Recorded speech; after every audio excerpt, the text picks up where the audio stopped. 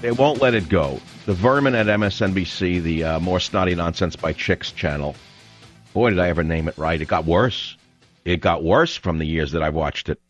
I've never seen a network go downhill as fast as More Snotty Nonsense by Chicks, and that includes the men on it, because they're all chicks on that station. And then you got CNN. Of course, they're at the bottom of the barrel, and are they digging their own grave now? They won't let the Breitbart affair go. Last night on CNN was egging Shirley Sherrod on to sue Andrew Breitbart for defamation. The empty skirt on CNN is the same empty skirt that attacked me when I was first banned in Britain. And last night would sue Breitbart. Sherrod said she would consider a lawsuit. Then Sherrod, if she wanted Breitbart's site shut down. And Sherrod, the great liberator of humanity, showed her true character and said that would be a great thing to shut down a website. Listen, I don't buy the whole thing. The entire Breitbart affair is orchestrated by Rahm Emanuel. It's central casting. If I wrote a script to attack the Tea Parties, I couldn't have done a better job. Something smells to high heaven. Now, I have my own theory on this, and I'm going to give it to you. Then we're going to talk about a story that just broke within 30 minutes ago, which you're not going to hear much about because it's Charlie Rangel was charged with multiple offenses. Now, the reason it's going to be buried by the empty skirts and the empty suits at MSNBC and CNN in particular is they don't want to let the agriculture woman story go. They have their Rosa Parks. They have the new Grand Wizard of the Ku Klux Klan. They have the whole story laid out already. Now along comes another story of a person of color, Charlie Rangel, that doesn't work for their agenda. So they're going to bury the biggest story. I mean, it's a much bigger story. The guy's been in Congress for 40 years. He's fourth in the line of succession, and he's indicted now and charged, rather. And you're not going to hear much about it. But I have my own theory on the Breitbart affair, and I have to share it with you. And I'll tell you what it is, if I could find my monologue, which I wrote. Here it is. Well, I'm afraid to even tell it to you. Something's wrong with the picture. Do you remember several months ago on the Savage Nation, we spoke to a man who had infiltrated the Muslim group CARE? Remember that situation?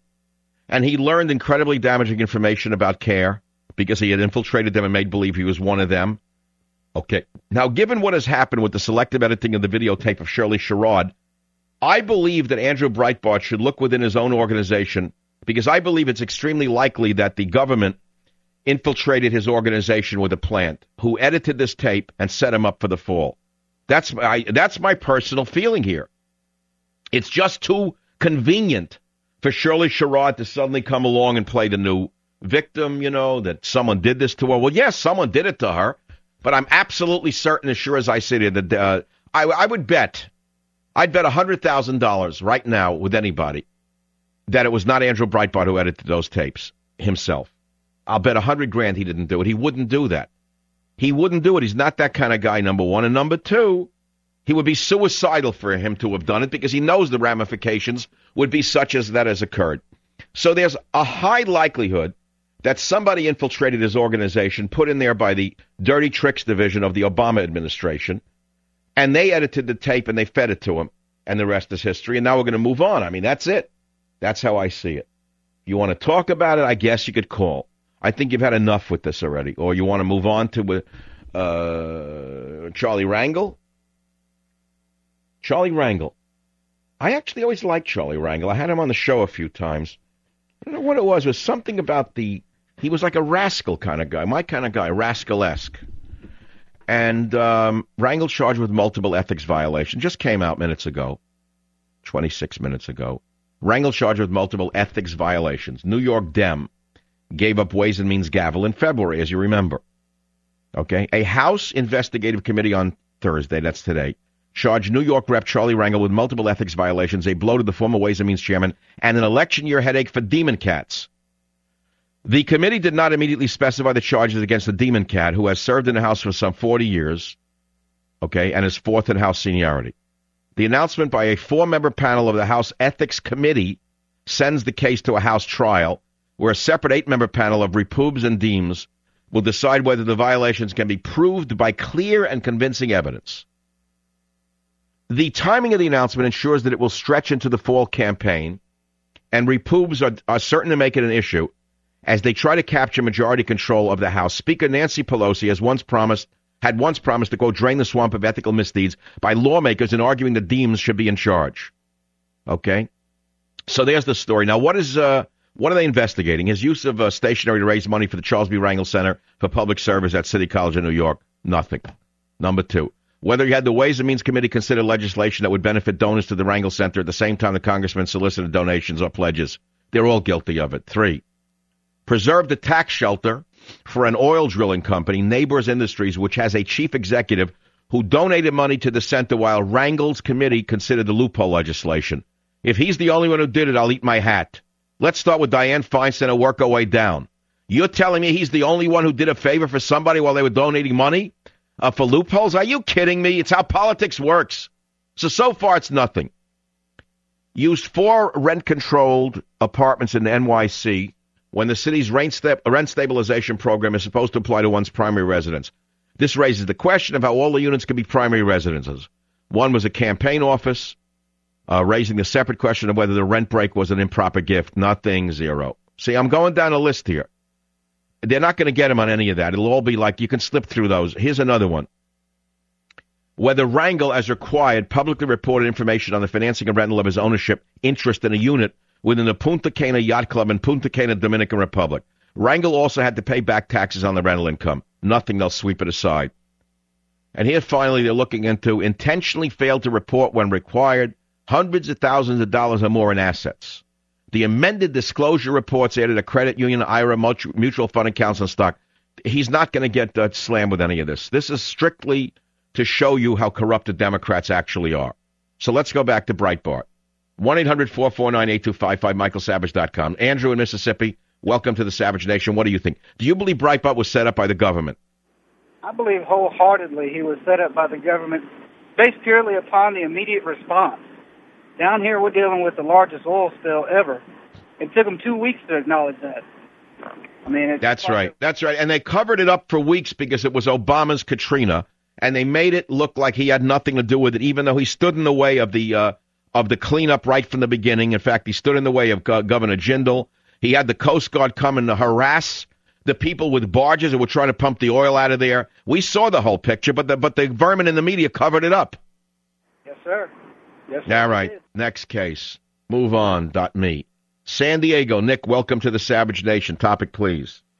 Hey, I think that everyone's got the template all wrong with this Breitbart thing. What Breitbart was trying to show with the tape was not the woman speaking, but the reaction of the crowd to her initially racist statements. If you watch it closely, when she begins to talk about, the racist feelings and attitudes and actions that she was engaged in, they clap. And then she says, wait, but I... Right, but the media has deleted those reactions from the NAACP from all of the tapes they're showing. Yeah. All right, and so they're in an absolute propaganda battle right now, trying to tear down Breitbart, the Tea Party movement, and Fox News. They're trying to take it all down. Let's be very clear. You have a Marxist administration, the first Marxist administration in American history, running the country. And I don't mince my words. I'm going to lay it out in my new book, which is coming out in October. I spell it out from page 1 to page 500. And that is a document that is in my publisher's hands. It will clearly show you that we have the first Marxist administration in history. We will show you everything about it. But let's put that aside. I'm not here to promote a book. So we have the first overt Marxist administration in American history. We have a Marxist press. Whether some of the dummies know it or not is irrelevant. Most of the dummies at CNN don't even know who Karl Marx was. They think I'm talking about Groucho. They got a putz on CNN who should go to work for Fidel Castro. And the big shame of it is that he's of Cuban descent. He should know better. But the man espouses Cuban-style Stalinism on his show every day. What a putz! But you see, men like that are uneducated dolts. They don't even understand that they're the useful idiots that Karl Marx wrote about. And so you've got a Marxist administration, you've got a Marxist media, and then you have a few standing tall against them. You've got Fox News, you've got Drudge, you've got Breitbart. I'm going to name them all, but you know who they are. You've got Michael Savage. We know who they are. We are the traditional patriots that made America great. They are the vermin who have tried to undermine America from day one, and the American people are on my side, not their side. Every poll will show that I am telling you the truth. You take the Arizona situation. When in history have you seen a government come out against the people to the extent that you see it now, taking the side of foreign powers? You have a government of Obama taking the side of the Mexican government while they are conducting a war against this country. The people can see this clearly. That's why Obama's poll ratings have plummeted. That issue, the Gulf oil mess, you name it, Obama is clearly being blamed because the people are not as dumb as Rahm Emanuel thinks. Okay? So, we are at war. The communist left in this country, if you want to make it real simple, is at war with traditional America. And the communist left thinks that in Andrew Breitbart, they finally have a way to tear down Breitbart, tear down the right, tear down Fox News, tear down the Tea Parties,